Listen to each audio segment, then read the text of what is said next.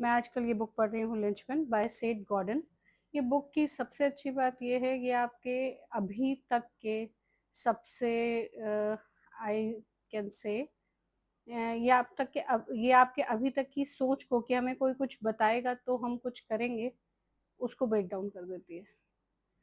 Blast देती है एक तरह से कहना चाहिए। तो ये आपको जैसे हमेशा हम सोचते रहते हैं जॉब में हमें कोई बताएगा तो हम उसको फॉलो करेंगे एंड देन उसके बाद हमारा प्रमोशन होगा, देन फिर से हमें कोई कुछ बताएगा तो हम और आगे बढ़ेंगे।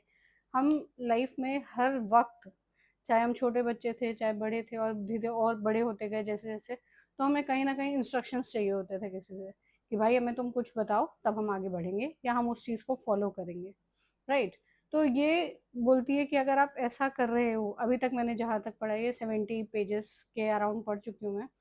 तो ये बोलती है कि अगर आप ऐसा कर रहे हो तो कहीं ना कहीं आप अपनी क्रिएटिविटी को ब्रेक कर रहे हो। तो ये एक बहुत ही एक ब्लास्ट टाइप का था मेरे लिए कि वाकई में हम हर जगह, हमें कोई प्रोडक्ट चाहिए हम उसमें भी इंस्ट्रक्शंस ढूंढ रहे हैं, फिर हमने कोई नया गैजेट लिया है तो उसमें भी हमें इंस्ट्रक्शंस चाहिए, फिर हम कुछ और भी कर रहे हैं तो उसमें भी हमें इंस्ट्रक्शंस चाहिए, तो हर जगह में इंस्ट्रक्शंस ही चाहिए होते हैं। That's really not good. हमारी क्रिएटिविटी या हमारे करने का तरीका या हमें कुछ अपना उसमें टच डालना है, वो कैसे पॉसिबल होगा अगर हमने दूसरों का ही इंस्ट्रक्शन फॉलो किया या दूसरों को ही लगातार हम फॉलो करते रहे।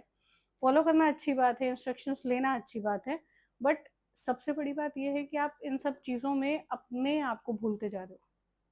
आप उसमें अपना कोई पर्सनल टच नहीं दे रहे हो,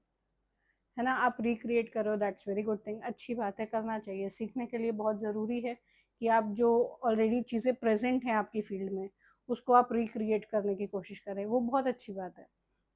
बट जब आप उसको यू you नो जब आप उस चीज़ को अपना टच नहीं देते हैं एक टाइम के बाद, जब आप सीख चुके हैं या एक लेवल अप कर चुके हैं अपने आप को, उसके बाद भी आप उसको अपना टच नहीं दे रहे हो, कुछ उसमें अपनी क्रिएटिविटी नहीं डाल रहे हो, वो चीज़ फिर मशीन में और आप में कोई फ़र्क नहीं रखेगी और कहीं ना कहीं आप रिप्लेसेबल हो जाओगे। आपकी जगह कोई और काम कर लेगा, कोई और की जगह कोई और काम कर लेगा, पर यू नो एक ये साइकिल चलता रहेगा and you will be of know worth. आपका कोई वर्थ नहीं रह जाएगा। तो अभी तक मुझे इस बुक में सबसे अच्छी बात यही थी जो इसने इतने अभी तक के प्रैक्टिस किए हुए इस बिलीफ को तोड़ा है कि आपको कोई कुछ बताएगा तभी आप कुछ करेंगे। तो आप उसमें ऐसा ना करें, आप खुद की भी क्रिएटिविटी लगाने की कोशिश करें, चाहे एक छोटा सा कुछ परसेंटेज, बहुत ज़्यादा पॉसिबिलिटी ना हो तो कुछ परसेंटेज करके देखें, पर एक क्रिएटिविटी आपकी एक नर्चर होती रहनी चाहिए, उसमें कहीं ना कहीं थोड़ा सा